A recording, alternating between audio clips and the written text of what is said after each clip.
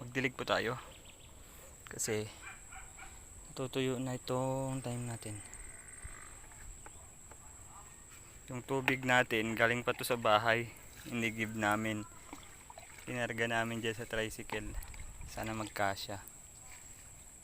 Yan, diligan natin sila. Didilig kami ng hapon kasi para hindi naman madaling mag-evaporate yung tubig niya at mapunta lahat sa halaman natin.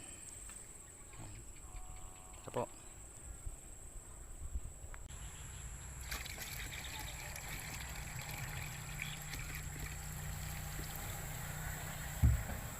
Yan, tignan nyo yung labanos namin.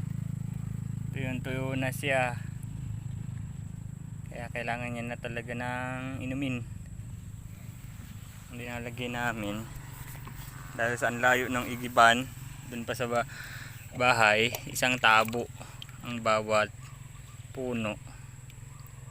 Yan. Tara.